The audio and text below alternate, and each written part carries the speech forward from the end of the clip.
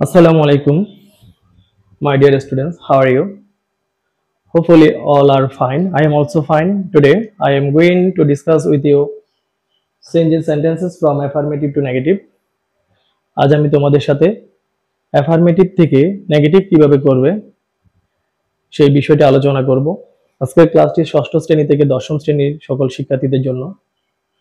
আজ আমি একটি রুল নিয়ে আলোচনা করব, সেটি হচ্ছে অ্যাফার্মেটিভ সেন্টেন্সে ব্যবহৃত কিওয়ার্ড মানে মূল শব্দ যেটা তার অপোজিট ওয়ার্ড বসবে এবং তার পূর্বে নট বসবে, কিংবা যে সমস্ত সেন্টেন্সে অক্সিলারি ভার্ব থাকবে এম ইজ আর ওয়াজ আর ক্যান কুড শ্যাল শুড, তারপরে নট বসাবো।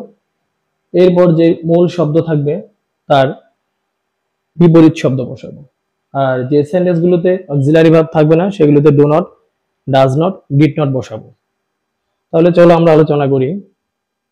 প্রথম উদাহরণটি হলো আই শ্যাল রিমেম্বার ইউ, আমি তোমাকে মনে রাখবো।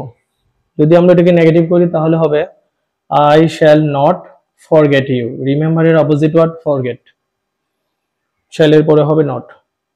হি ইজ এ রেগুলার স্টুডেন্ট, সে একজন নিয়মিত ছাত্র, ওটাকে নেগেটিভ করলে হবে he is not an irregular student.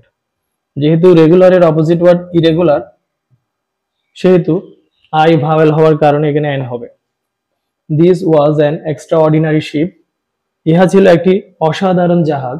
এটাকে যখন আমরা নেগেটিভ করব তখন হয়ে যাবে this was not an ordinary ship, অর্থাৎ ইহা একটি সাধারণ জাহাজ ছিল না।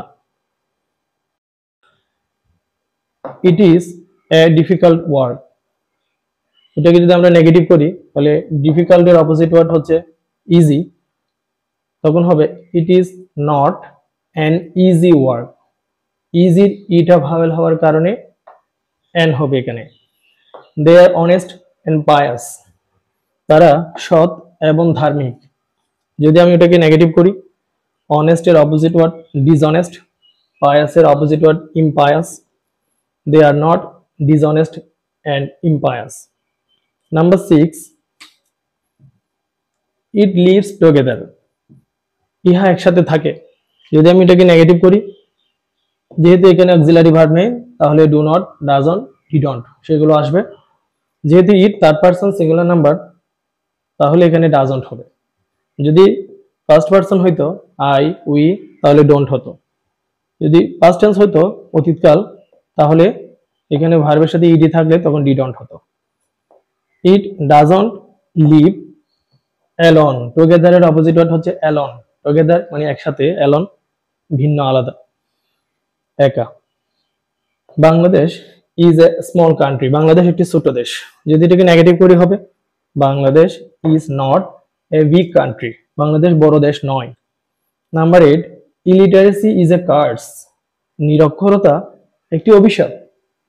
তাহলে এটাকে নেগেটিভ করলে হবে কার্সের অপোজিট ওয়ার্ড হচ্ছে ব্লেসিং, আশীর্বাদ।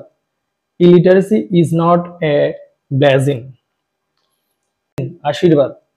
Illiteracy is not a blessing. Trees are our friends, গাছপালা আমাদের বন্ধু। যদি আমি এটাকে নেগেটিভ করি হবে trees are not our enemy, কিংবা ফো, শত্রু নয়। ফ্রেন্ডস এর অপোজিট ওয়ার্ড হচ্ছে এনিমি কিংবা foe. Most of the farmers are poor, অধিকাংশ কৃষকই দরিদ্র। এটাকে নেগেটিভ করলে হবে most of the farmers are not rich, অধিকাংশ কৃষক ধনী নয়। কাজে আশা করছি তোমরা অ্যাফার্মেটিভ থেকে নেগেটিভ কিভাবে করতে হয় সে বিষয়ে জানতে পেরেছো কিংবা কিছুটা হলে বুঝতে পেরেছো। আজকে আমি শুধু একটা রুল আলোচনা করার চেষ্টা করেছি। নিয়ম নাম্বার 1, সেটা হচ্ছে অ্যাফার্মেটিভ সেন্টেন্সে যেটা কিওয়ার্ড মূল শব্দ থাকবে তার অপোজিট ওয়ার্ড বসবে, বিপরীত শব্দ, এবং তার পূর্বে নট বসাবো। যদি এম ইজ আর ওয়াজ ওয়ার থাকে তাহলে নট বসাবো। যদি এম ইজ আর ওয়াজ ওয়ার সে ক্যান কুড শ্যাল শুড এগুলো না থাকে, তার মানে অক্সিলারি ভার্ব না থাকলে তখন আমি do not, doesn't, didn't use করব। এখানে যে উদাহরণগুলো রয়েছে আমি সেগুলো আলোচনা করেছি। ঠিক একই নিয়মে তোমরা বাসায় অন্যান্য এক্সাম্পলগুলো ফলো করবে। ধারাবাহিকভাবে আমি প্রত্যেকটা রুলস এর প্রয়োগ কিভাবে করবে সে বিষয়ে শেখাবো। কারো কোনো প্রবলেম থাকলে তোমরা আমাকে জানাতে পারো। Thank you.